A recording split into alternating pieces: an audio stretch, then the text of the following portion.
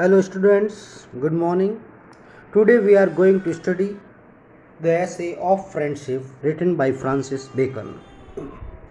Lord Francis Bacon was born on 22nd January 1561. His father was Sir Nicholas Bacon, who was Lord Keeper the Great Seal. Lord Bacon's full name was Lord Verulam Viscount St. Albans. He had studied law also, but his deep love was for literature, science, and philosophy. He had become an elected member of the Parliament, House of Commons in 1584. He became Solicitor General and Attorney General too. In 1618, he became Lord Chancellor.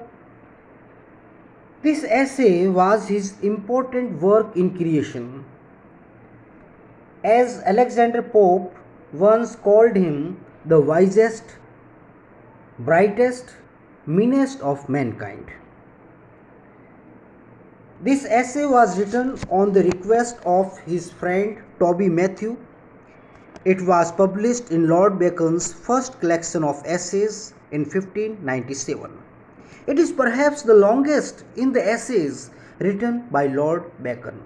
He has dealt with many aspects of friendship. The Greek philosopher Aristotle believed that a man who prefers no society but solitude is either a beast or a divine person. Lord Bacon calls it only half truth.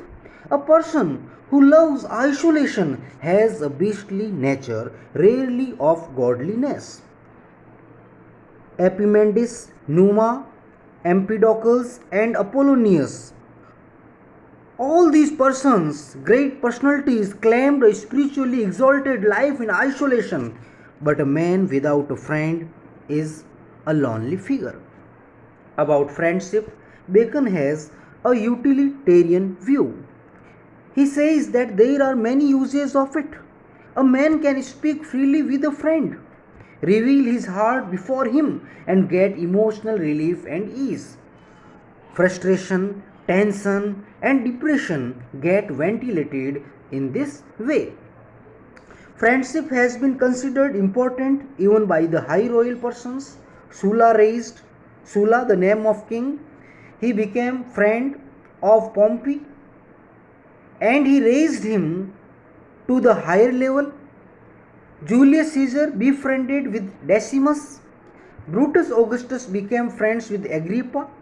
Tiberius Caesar grew friendship with Sejanus, so did Septimius Plotinus. Even wise kings had grown friendship with others, which provided them comfort and ease. Friendship brings with it many advantages.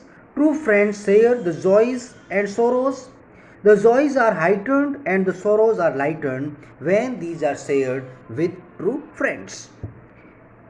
Friendship helps increase one's understanding also. Confused thoughts are saved clearer by discussing the problems.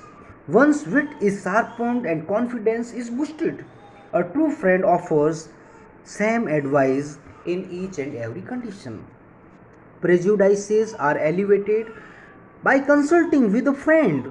One's decisions become more reliable as a friend understands the mind and circumstances of his friend and gives his sincere advice.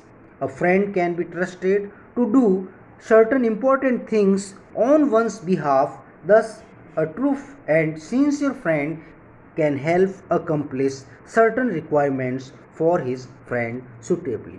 So, students, today we studied about the importance of a friend and the friendship, that a person who lives alone has something of beastly nature. A friend who has a real friend, or we can say a person who has a real friend, is the happiest person on this earth. He can share all his sorrows, his problems with him, even his joys, and in this way his joys are doubled and sorrows are cut short.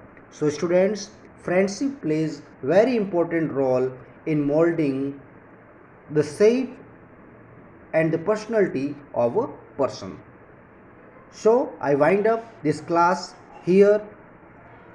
Good day.